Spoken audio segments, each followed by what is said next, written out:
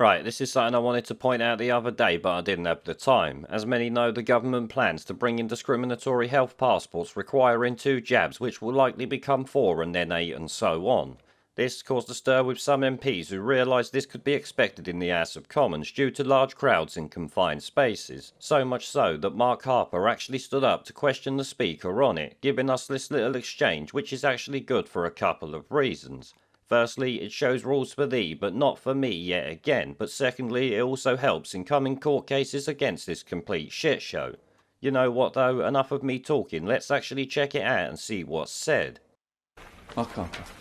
Point of order, Mr Speaker, on which I have given you notice, and I've also notified the Leader of the House of Commons.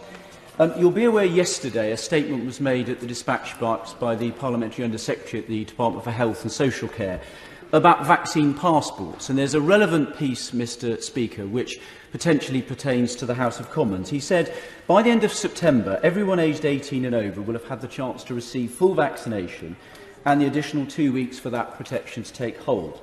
So at that point, we plan to make full vaccination a condition of entry to nightclubs and other venues where large crowds gather. Proof of a negative test will no longer be sufficient. Now, it seems to me, Mr Speaker, particularly on a Wednesday, when we get back to normal, that definition could equally apply to this House of Commons. It would be outrageous if the Executive were to attempt to prevent any Member of Parliament attending this House to represent our constituents without first undergoing a medical procedure.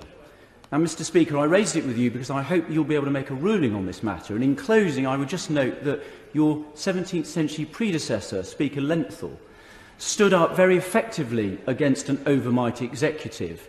And it didn't end well for the overmighty executive. It did lead to the end of the monarchy as well, I might have, for a short period. So let's hope we're not quite going back that far. What I would say is I'm very grateful for the honourable member giving me notice, and I've had no indication that government considers the policy he has mentioned should apply to this House. What I would say, Speaker of this House, there is nothing to stop a member coming into here. You have the right to come to this House unless this House otherwise says so. And I've got to say, the government's not been in touch. I don't expect them to be in touch, because as far as I'm concerned, it doesn't apply to members. Well, you heard there, the Speaker state it won't be coming to the House of Commons, which, let's be honest, we always knew was going to be the case, but the reasons given are actually very useful to us mere peasants. Of course, the Speaker said it doesn't apply to members, which means it cannot apply to the people who employ them, if you ask me. Because as far as I'm concerned, it doesn't apply to members.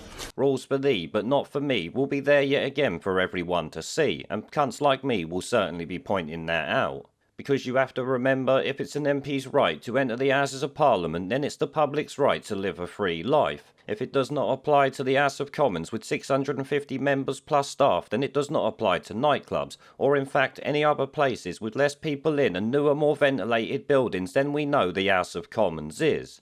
Yet again, though, it shows that the elites have their own rules, while us peasants face prison for not obeying old Kim Jong-Boris. This is despite the fact you can still catch it, they say, even with 2 jabs. So on that basis, the whole thing makes no scientific or medical sense. It can only be about control, not health, let's be honest. This will obviously help court cases, as will Mark Harper, saying medical treatments cannot be forced onto members of the House of Commons, which is of course right and applies to everyone in the country. Proof of a negative test will no longer be sufficient. Now, it seems to me, Mr Speaker, particularly on a Wednesday, when we get back to normal, that definition could equally apply to this House of Commons. It would be outrageous if the Executive were to attempt to prevent any Member of Parliament attending this House to represent our constituents without first undergoing a medical procedure. It is against international and domestic law to force medical treatments on people, and goes against the General Medical Council's guidelines, let me tell you that. In fact, doctors would be struck off for it as far as I'm aware. All of that there kills vaccine passports literally dead in the water, and could even take down the new law mandating jabs for care workers. I hope people have actually put it forward as a case to get that shit gone. Either way though, Mark Harper saying this is actually really good news, as is the response from the Speaker. The selfish bastards inadvertently helped us out with this one here.